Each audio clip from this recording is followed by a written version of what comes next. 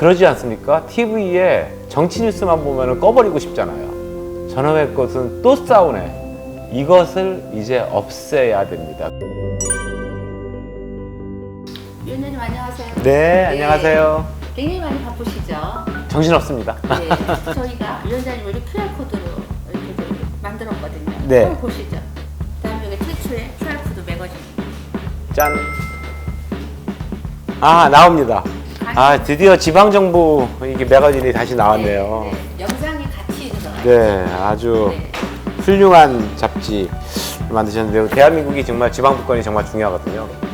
이것도 양극화입니다. 중앙과 지방의 양극화. 네. 이 문제를 해결하는데 큰 역할을 하기를 바랍니다. 네, 경선 때문에 더 바쁘신 것 같더라고요. 네. 그런데, 민주당 경선. 근데 주변에서 이원우 위원장은 왜 저렇게 정세균 후보를 지지할까? 네. 굉장히 궁금해들 하고 있거든요. 예. 저는 대한민국의 그 대통령이 되려고 하는 사람은 여러 가지 이제 그 대한민국을 어떻게 바꿔야 될 것인가라고 네. 하는 거에 대한 시대 정신을 제대로 얘기해야 된다고 생각을 하는데, 대한민국 국민들이 가장 짜증스럽게 생각하는 것이 그 갈등과 분열이라고 생각합니다. 네.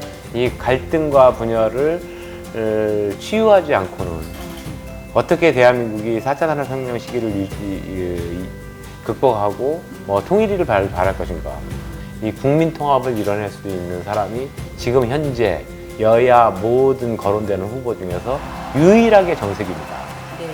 어쨌든 국회 과학기술정보통신위원회가 사실 우리나라 미래지 않겠습니까? 네. 그 미래에 지금 중심에 우리 위원장님이 계시는데요.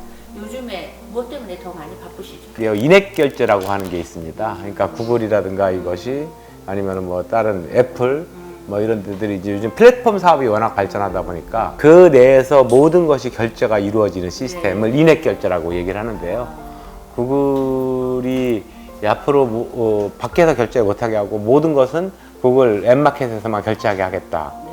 라고 하는 것을 10월부터 시행하겠다라고 발표를 했습니다. 네. 그래서 그렇게 되면 우리나라의 많은 앱을 개발하는 업체들한테 피해가 좀 있을 수가 있습니다. 입금도 다 외국으로 가는 거 아닌가요? 그렇죠. 그 문제를 어떻게 해결해 볼 것인가라고 하는 게 제일 큰 현안이고요. 네. 그리고 하나가 저희 위원회가 방송통신위원회도 관할을 하는데요. 방송통신위원회는 말하자면 공정한 방송 환경을 어떻게 만들어갈 것인가라고 하는 문제거든요. 요즘 언론개혁. 그렇죠. 네. 그 언론개혁의 가장 핵심적인 이슈 중에 하나가 언론의 지배구조를 어떻게 할 것인가라고 하는 문제입니다. 그래서 정권은 바뀌어도 정말 공정한 언론 환경을 만들어 가야 되는 거 아니냐. 한국에는 지방정부가 있습니다. 네. 지방정부라고 하는 이런 잡지를 내셨는데, 이게 한국이 너무 중앙집권 사회이다 보니까 그 갈등 구조가 더 심해지는 겁니다. 네. 그래서 앞으로는 연방제 수준의 네. 그 지방 분권이 필요하다. 네. 의원님께서 포옹국가 ESG 어떤 취지로 창립을 하셨어요? ESG라고 하는 개념이 별로 오래되지 않아서 네. 그 환경, 네. 인바이런먼트, 소셜, 지배구조, 거버넌스. 네. 그게 ESG가 그 세 개의 약자입니다. 네. 이거를 관통하는 이런 정신이 흐르는 기업 경영, 네. 이런 정신이 흐르는 사회 구조를 만들어 보자라고 하는 겁니다.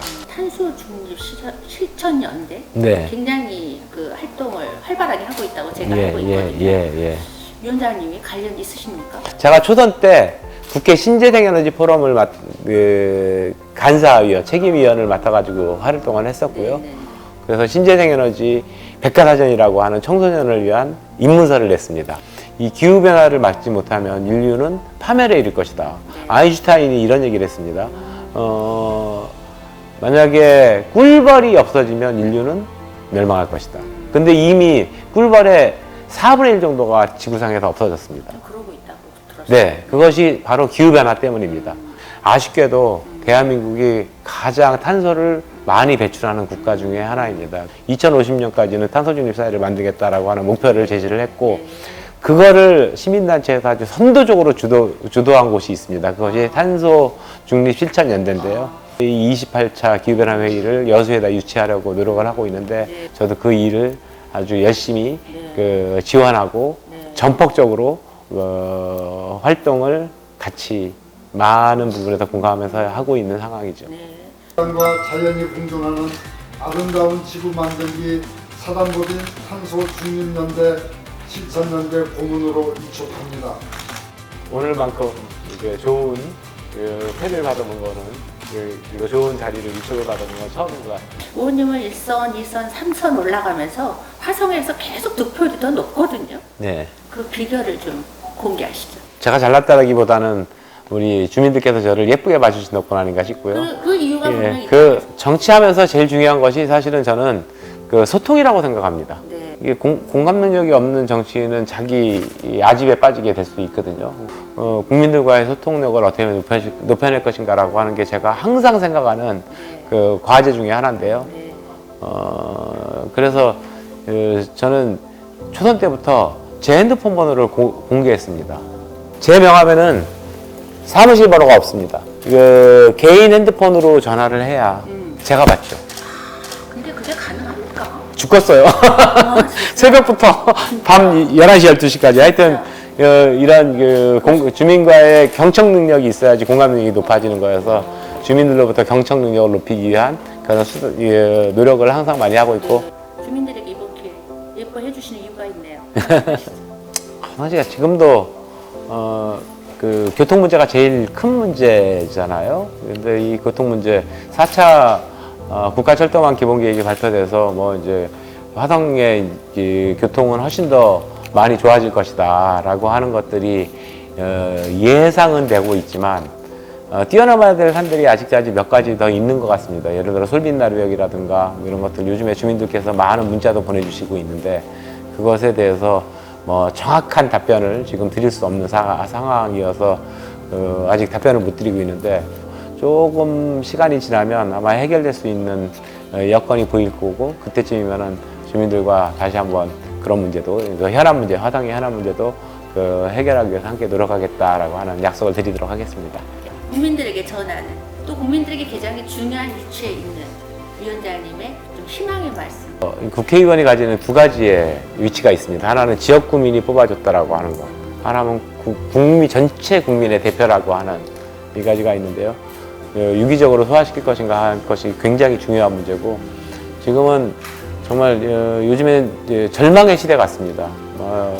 양극화, 특히 청년들 뭐 좋은 일자리는 구할래야 찾아볼 수도 없고 부동산의 폭등은 국민들한테 더 많은 절망을 줬고 이제 나는 30년 지나도 집 못 사. 뭐 이런 시대 아니겠습니까? 이 절망의 시대를 어떻게 희망의 세대로 만들어갈 것인가 라고 하는 거에 대해서 많은 고민들을 하고 있는데 그 중에 하나가 결국에는 대한민국의 지속적 성장을 통해야지만 가능합니다. 이 성장력을 높여야 그나마 좋은 일자리가 만들어지고 국민들이 희망을 가질 것이다. 근데 그 국가가 성장하는 데 있어서 제일 중요한 것이 과학기술이 기초다.